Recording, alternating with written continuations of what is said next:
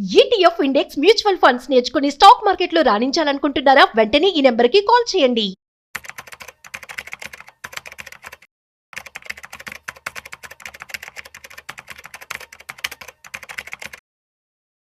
Hello viewers, welcome back to our channel. ప్రస్తుతం మనతో పాటు ఉన్నారు stock market analyst Sundar Rama Reddy గారు. సార్తో మాట్లాడు. నమస్తే సార్. నమస్తే మా sir, large number of top executives కానీ సిఇఓస్ కానీ చూసుకుంటే గ్లోబల్ కంపెనీస్ నుంచి ఇండియా నుంచి ఎక్కువ మంది ఉన్నారు. సో వీళ్ళంతా కూడా మన ఇండియా వాళ్ళు కాదు కదా, అక్కడ వెళ్ళి సెటిల్ అయిపోతున్నారు కదా. సో వీళ్ళ వల్ల మనకి ఏంటి యూజ్ ఏంటి, అంటే బెనిఫిట్ ఏంటి మనకి?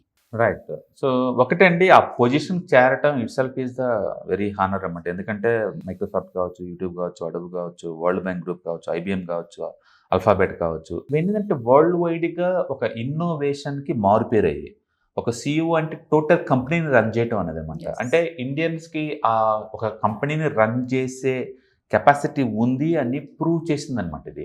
సో డెఫినెట్గా పాజిటివ్ ఫ్యాక్టర్స్ వరల్డ్ వైడ్గా ఉంటాయి.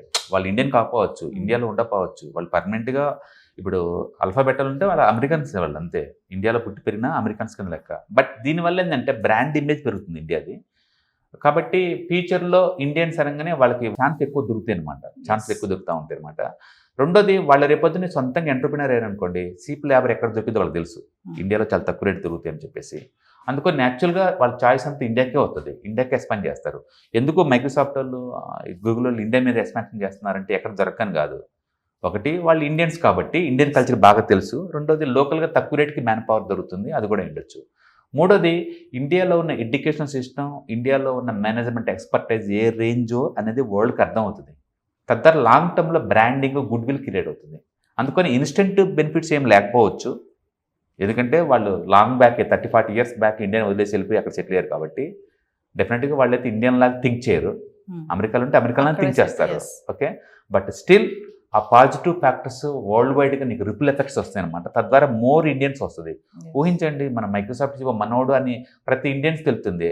అలాంటి కంపెనీలు ఇంకో 10 చెప్పమంటే ఎవరు చెప్పలేరు. వై మైక్రోసాఫ్ట్ అంటే వాళ్ళకి అదొక ఇన్స్పిరేషన్ అనమాట, మనోళ్ళు ఒక సిఇఓ అయ్యారు అని. దాంతో కొన్ని వందల మంది స్టార్ట్ అవుతారు, అంటే ఎంటర్ప్రినర్షిప్ స్టార్ట్ అవుతుంటుంది. అండ్ పెద్ద చుట్టూ నేర్చుకుంటారు, అంబిషియస్గా పెద్ద పెద్ద టార్గెట్ పెడతా ఉంటారు. డెఫినెట్గా ఆ పాజిటివ్ ఇంపాక్ట్ ఉంటుందండి. వాళ్ళు ఏదో డైరెక్ట్గా ఇండియాకి ఏదో చేస్తారని కాదు, బట్ ఫ్యూచర్లో కనుక వాళ్ళు కనుక బిజినెస్ స్టార్ట్ చేయాలనుకుంటే డెఫినెట్గా ఇండియాకి ప్రయత్నిస్తారు. ఎందుకంటే వాళ్ళకి తెలుసు ఇక్కడ లోకల్ కల్చర్ అని కాబట్టి ముందు రోజుల్లో అది బెనిఫిట్ పొందే ఛాన్స్ ఎక్కువ ఉంది. ఇలా మెజారిటీ వాళ్ళు ఇండియాలో ఎక్స్పాండ్ చేస్తున్నారంటే వాళ్ళ నుంచి వచ్చినవే. వాళ్ళ నుంచి యాపిల్ అనేది ఇండియాలో ఒకటి వచ్చిందని మనం ఊహించలేము 5 years బ్యాక్. ఇప్పుడు వచ్చిందంటే ఏంటంటే ఇది క్రియేట్ చేసిన ఎన్విరాన్మెంట్ వల్ల అనమాట వాళ్ళు. ఎందుకంటే end of the business circle అందరూ మాట్లాడుకుంటారు కాబట్టి వాళ్ళకి ఐడియా ఉంటుంది. డెఫినెట్గా ఇట్స్ గుడ్ థింగ్ అండి. అండ్ ముందు రోజుల్లో మోర్ కంపెనీస్కి వీళ్ళే వస్తారు. ఇండియన్స్కి ఒక కంపెనీ రన్ చేసే కెపాసిటీ ఉందని ప్రూవ్ అయింది ఆల్రెడీ. అంటే ఇక్కడ ఎడ్యుకేషన్ సిస్టమ్ కావచ్చు, ఇక్కడ లీడర్షిప్ క్వాలిటీస్ కావచ్చు, హార్డ్ వర్కింగ్ నేచర్ కావచ్చు. మొత్తానికైతే మన ఆర్యభట్ట జీరో డెవలప్ చేసిన దగ్గర నుంచి ఆల్గరిథంని మన వాళ్ళు పెట్టేంత వరకు ఆర్యభట్ట వీళ్ళందరూ డెవలప్ చేసింది మొత్తం ఆ బేసిక్ జీన్ మనలో ఇంకా ఉంది అని చెప్పి మనకి అది అర్థమవుతుంది అనమాట. రామానుజం అప్పట్లోనే వాళ్ళు క్రియేట్ చేశారు, అది మన జీన్లో ఉంది, అది ఆల్రెడీ ఇప్పుడు ప్రూవ్ అవుతుంది అంతే. సో డెఫినెట్గా ఇది మోటివ్ చేస్తుంది ఎక్కువ మందిని.